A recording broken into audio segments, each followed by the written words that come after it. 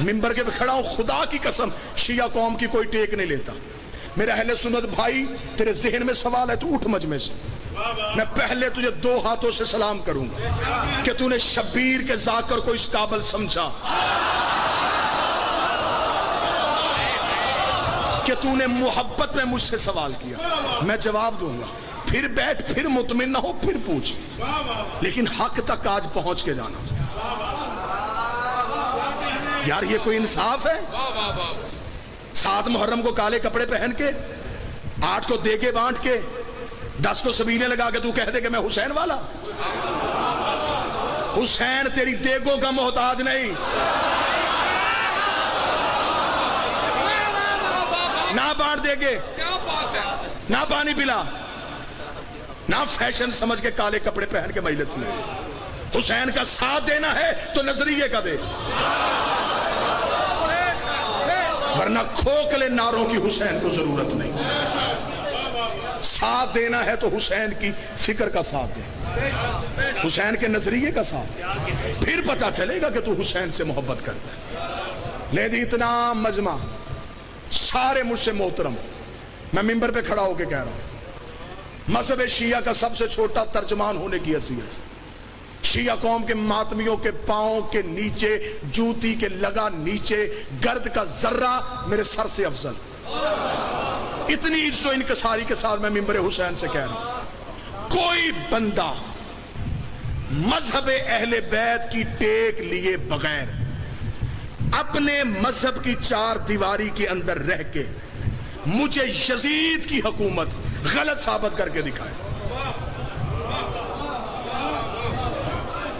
داد بالکل نہیں آپ نے دینی جب تک بات آپ کے اندر تک نہ گھس جائے۔ مذہب اہل بیت کی ٹیک نہیں لینی، حسین کا سہارا نہیں لینا، رہنا اپنے مذہب کی 4 دیواری میں، یزید کو غلط ثابت کر۔ یہ کیا انصاف ہے؟ اکیلا حسین زندہ باد۔ حسین صحیح کہنے کے لیے کئی غلط کہنے پڑتے ہیں۔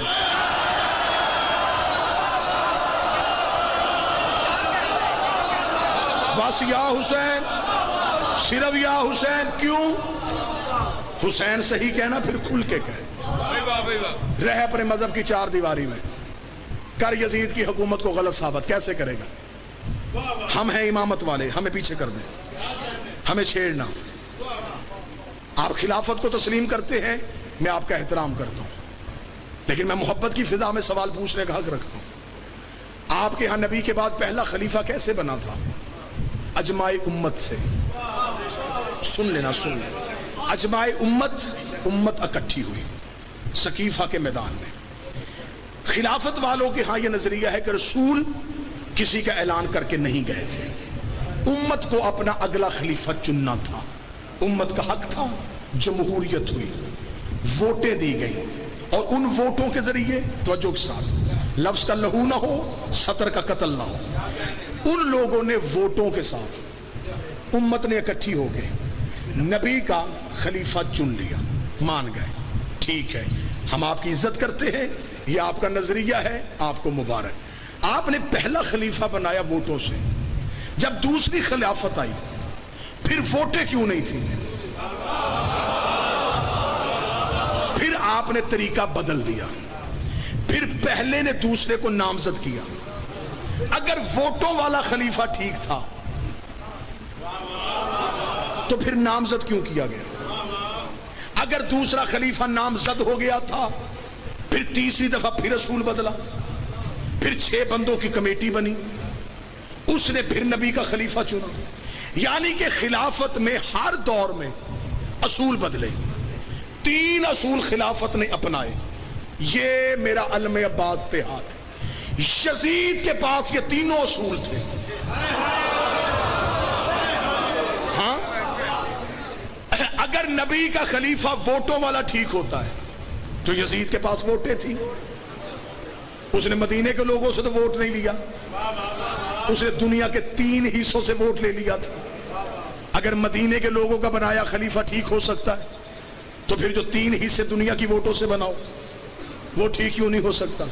خلافت کا دوسرا اصول، پہلا جاتا ہوا نامزد کر کے جائے، اسے اس کا باپ جاتا ہوا نامزد کر کے گیا تھا، اس کے پاس خلافت کا دوسرا اصول بھی تھا.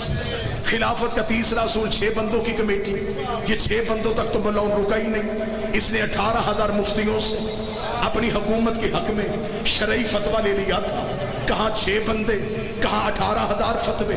آج جو مسلمان اٹھتا ہے وہ کہتا حسین صحیح, یزید غلط, حسین صحیح, یزید غلط, حسین صحیح, یزید غلط. تیری مجبوری ہے یزید کو غلط کہنا, لیکن اگر تو نے حسین صحیح کہنا پھر کھل کے کہہ, پھر مان. حسین صحیح, ووٹیں غلط, حسین صحیح, نامزد غلط, حسین صحیح, کمیٹی غلط, پھر مان.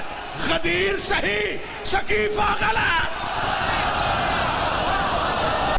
اس کا مطلب ہے کہ پھر صرف حسین صحیح نہیں, حسین کا پورا نظام صحیح, صرف یزید غلط نہیں.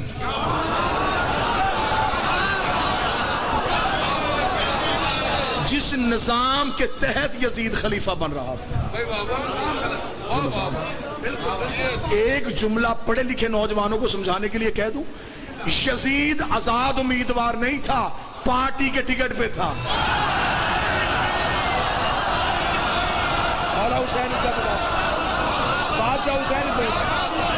اب بتاؤ یزید کے ہاتھ میں کس پارٹی کا ٹکٹ تھا؟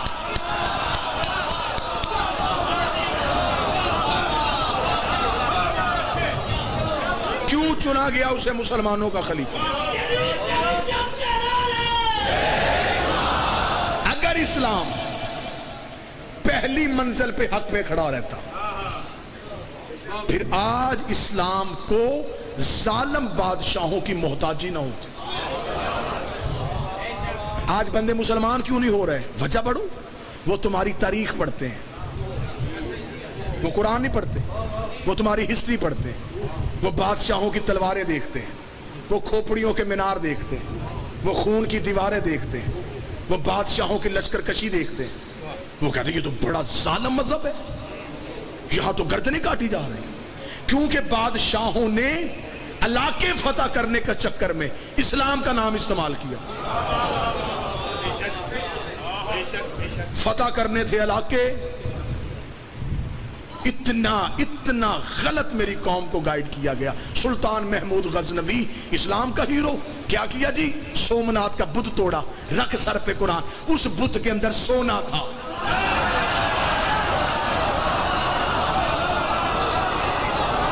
بت شکن ہوتا تو پہلے شہر کے توڑ کے آتا. اس طرح کی اور مزید ویڈیو دیکھنے کے لیے پلیز ہمارے چینل کو لائک, شیئر اور سبسکرائب کریں. شکریہ.